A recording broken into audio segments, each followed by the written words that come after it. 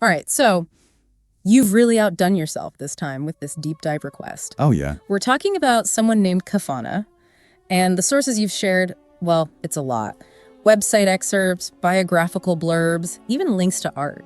Right. They paint a picture that's as intriguing as it is puzzling. Yeah. No, deciphering Kavhanna it's no easy feat, but that's what makes this deep dive so fascinating. We're not just looking at an expert in a single field. This is someone who's being called a universal polymath, someone who's making waves in art, finance, technology, even philosophy. Universal polymath. I love the sound of that. It's almost like he's this modern-day Renaissance man, wouldn't you say? But here's the kicker, and you're not going to believe this. He supposedly amassed a net worth north of CHF 90 billion. Wow. And get this, mostly from intellectual property and intangible assets. And that's what immediately captivated me about Kavhanna. He's not inheriting wealth or building empires on tangible resources. He's creating value from ideas, from innovation. It really begs the question, what exactly has he created that could possibly be worth so much? So let's unpack that, shall we? You sent over something called KALES, which stands for, wait for it, Kavhanna Artistic Ledger Encryption Securities. And they're connected to these neo-synthetic universal paintings. Are you starting to see why I was a little overwhelmed when I first opened this request? It's a lot to process, absolutely. Yeah. Think of KALES as proto-securities, a completely new way of looking at ownership and value. Imagine a world where owning a masterpiece, say a Picasso or a Van Gogh, wasn't limited to museums or billionaires. Okay, now that's interesting. Are you saying Kavhanna found a way to make art ownership more accessible? Precisely. With KALES, ownership of these neo-synthetic universal paintings, which themselves push the boundaries of what art can be, could be fractionalized. You could own a piece of a masterpiece, represented and secured digitally. So it's like taking the concept of stock ownership and applying it to the art world. But how does that work exactly? That's where the ledger encryption part of KALES comes in. While the sources you provided don't offer every detail, it seems Kavhanna leverages a system similar to blockchain. Imagine a decentralized, tamper-proof record of ownership, making the provenance of the artwork undeniable and transactions incredibly secure. All right, I'm starting to wrap my head around this KALES concept, but you mentioned something else that's completely foreign to me. Key AUA titles.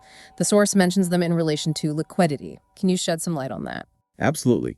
It seems TAUE titles are a key component of Kavhanna's ecosystem. They represent a unit of value within his system, potentially bridging his art world innovations with traditional finance. Imagine being able to easily convert your share of a neo-synthetic universal painting, represented by a TAUA title, into other forms of value, like currency. So TAUE titles are like the currency of the Kavhanna art market. That's a great way to put it. They act as a medium of exchange within this new art meets finance ecosystem he's creating. And if what the sources suggest about the potential of KALES and TAUE titles proves true, well, he's not just disrupting the art and finance worlds, he's merging them in a way we've never seen. This is definitely a lot to process. But before we get ahead of ourselves, you also shared something about a Kavhanna Cataloging System, or SCK. What's that all about?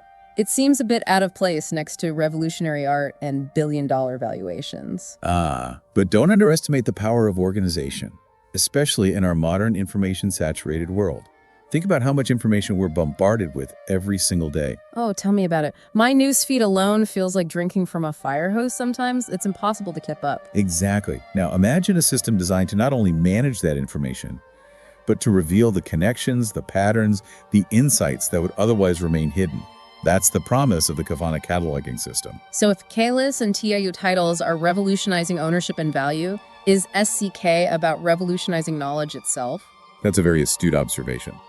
If it works, as the sources suggest, it could be the antidote to information overload, a way to navigate the complexities of the 21st century with clarity and purpose. You know, it's almost like Kavhanna is creating an entire ecosystem, his art, this new system of ownership and value, and then a way to make sense of it all with the SCK. But even if these individual creations are as groundbreaking as they sound, one question still lingers in my mind. What's the overall impact? The source material uses this phrase, redefining fields, when talking about Kavhanna. Is that really what we're seeing here? It's a bold claim, no doubt. But let's consider this. What does it mean to redefine a field? It suggests a fundamental shift in perspective, a new way of seeing and interacting with a particular domain of knowledge. So not just incremental progress, but a true paradigm shift. Like, what if instead of just painting on canvas, you're essentially reinventing the canvas itself? Exactly, and that's what's so exciting about this deep dive. The sources point to Kavhanna sparking debate and new lines of inquiry across multiple disciplines. His work isn't happening in a vacuum, it's rippling outward, forcing people to reconsider long-held assumptions and explore new possibilities. That's what gets me, though. It's one thing to be innovative in a single field, but we're talking about art, finance, technology, even philosophy. How is one person able to operate at such a high level across so many different areas?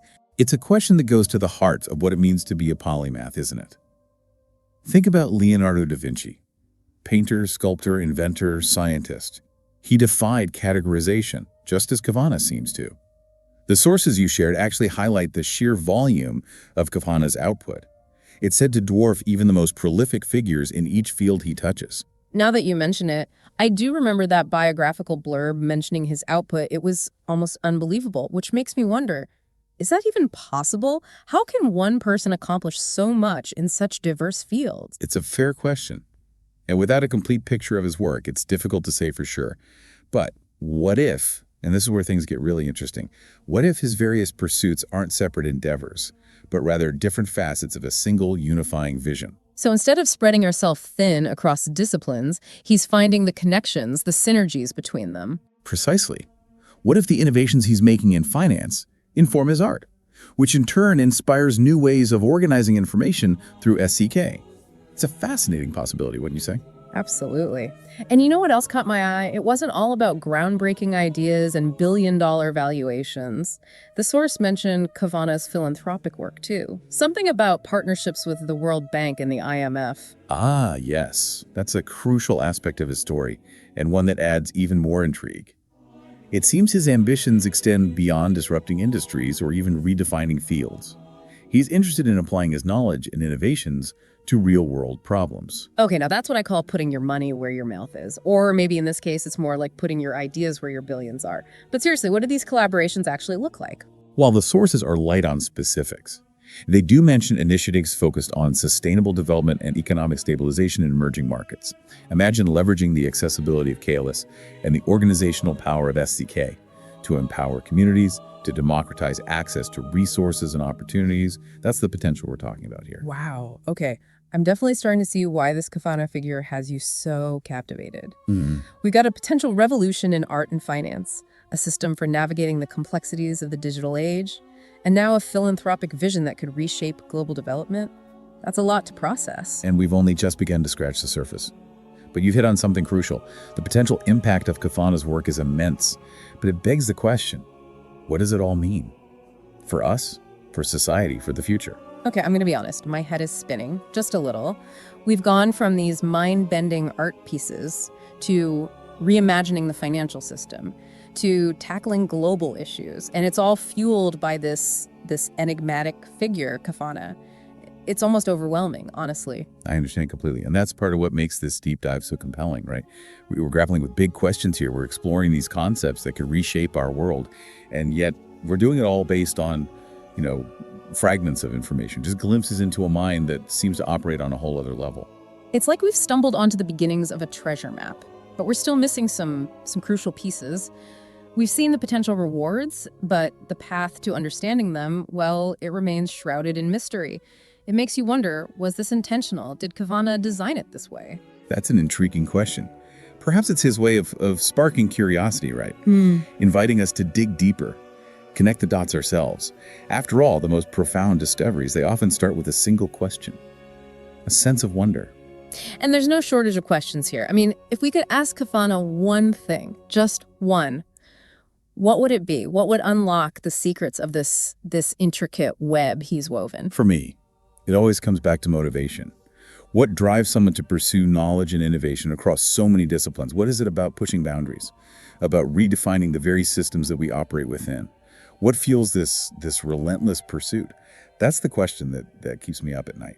I think you've hit on something really important. It's not enough to simply understand what Kavhanna has created. To truly grasp the significance of his work, we need to understand the why behind it. Exactly. And perhaps that's the most valuable lesson we can take away from this deep dive. The world is full of brilliant minds, full of groundbreaking ideas, but it's that relentless pursuit of a greater purpose, that desire to make a real, lasting impact. That's what separates those who simply innovate from those who truly change the world.